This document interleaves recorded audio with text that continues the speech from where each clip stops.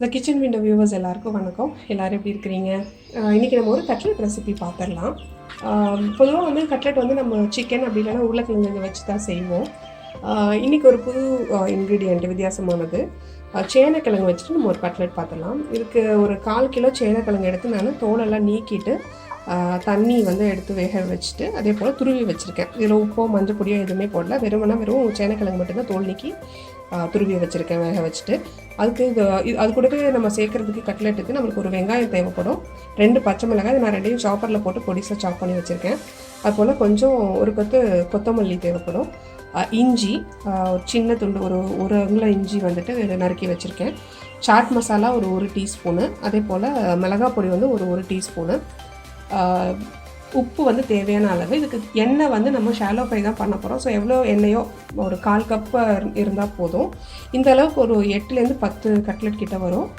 அதுக்கு தேவையான எண்ணெய் எடுத்துக்கலாம். அப்புறம் இதுக்கு பைண்ட் பண்ணுறதுக்கு எல்லாத்தையும் போட்டு பைண்ட் பண்ணுறதுக்கு நமக்கு பிரெட் க்ரம்ஸ் எடுத்துருக்கிறேன் நான். இது நம்ம வீட்டிலே செய்த பிரெட் க்ரம்ஸ் தான்.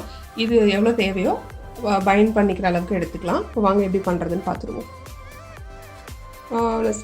இந்த துருவி வச்சுருந்த சேனைக்கிழங்கு வந்து ஒரு மிக்சிங் பவுலில் போட்டாச்சு.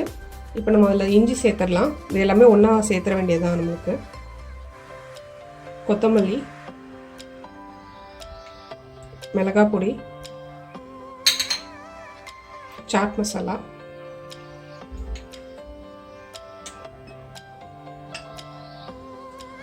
ரெசிபிக்கு தேவையான உப்பு,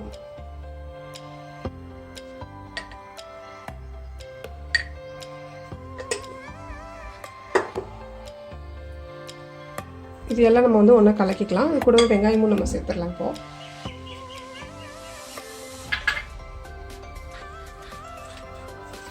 இதெல்லாம் ஒன்றா கலக்கினதுக்கப்புறம் நம்ம கை வச்சு நல்லா மசிச்சு பிசைகிற மாதிரி பிசறிடுவோம்.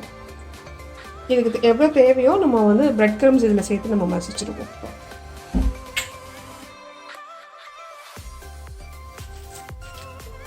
இது எனக்கு கொஞ்சம் நல்லா டைட்டாக தான் இருக்குது. சப்போஸ் உங்களுக்கு ரொம்ப தண்ணியாக இருக்கிற மாதிரி இருந்ததுன்னா அதுக்கு தக்கன இது சேர்த்துக்கோங்க நீங்கள், பிரெட் க்ரம்ஸு.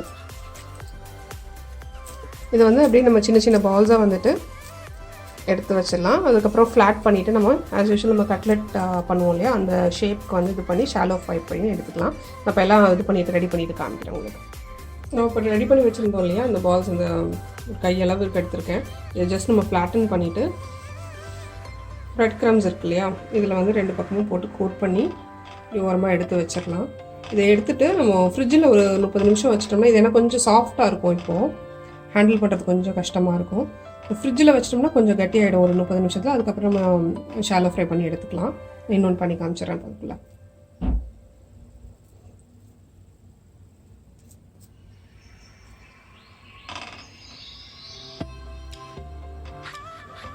ஸோ எனக்கு கரெக்டாக வந்து ஒரு 10 கட்லெட்ஸ் வந்து இந்த அளவுக்கு, இந்த 1/4 கிலோவுக்கு. ஓகே, இதை நான் வந்து அப்படியே ஃப்ரிட்ஜில் வச்சிடறேன், ஒரு 1/2 hour வச்சிடறேன். வச்சுட்டு அதுக்கப்புறம் நம்ம பொரிச்சிடுவோம். நம்ம கட்லெட்டுக்கு வந்துட்டு ஒரு பேனில் எண்ணெய் வச்சுருக்கேன், ஒரு 3 ஸ்பூன் எண்ணெய் ஊற்றிருக்கேன் நான். வச்சுட்டு நம்ம அது போல் ஃப்ரிட்ஜில் இருந்த கட்லெட் இருக்கு இல்லையா, அதையும் எடுத்தாச்சு வெளியில். இப்போ நம்ம வந்து ஒரு ரொம்ப ஜாஸ்தியாக அதில் க்ரௌட் பண்ணிடாமல் ஒரு 2 hour இல்லை ஒரு 3 எவ்வளோ பேன் நம்மளுக்கு சைஸ் இருக்கோ அதுக்கு தகுந்த மாதிரி நம்ம போட்டு எடுத்துக்கலாம்.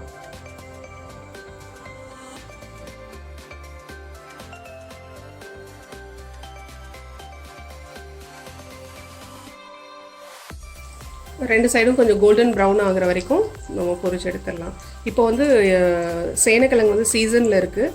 ரெண்டாவது இந்த வெதருக்கும் கொஞ்சம் கோல்டாக இருக்கிறதுக்கு ஈவினிங் டீயோட ரொம்ப நல்ல ஸ்நாக்காக இருக்கும் இது கண்டிப்பாக.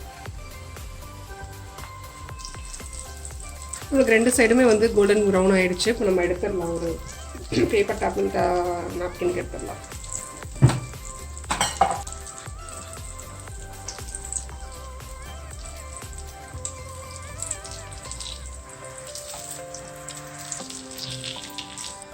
நம்மளோட சேனைக்கிழங்கு கட்லெட் வந்து இப்போ ரெடி. ட்ரை பண்ணி பாருங்கள். சேனல் பிடிச்சிருந்ததுன்னா அதில் வர கண்டென்ட் பிடிச்சிருந்ததுன்னா சப்ஸ்கிரைப் பண்ணிக்கோங்க. சப்ஸ்கிரைப் பண்ணாதவங்க கூடவே நீங்கள் பெல் ஐக்கானையும் ப்ரெஸ் பண்ணிக்கிட்டிங்கன்னா நான் போடுற எல்லா வீடியோக்கான நோட்டிஃபிகேஷன் உங்களுக்கு உடனே வரும். வேறு ஒரு வீடியோவில் சீக்கிரம் சந்திக்கலாம். நன்றி, வணக்கம்.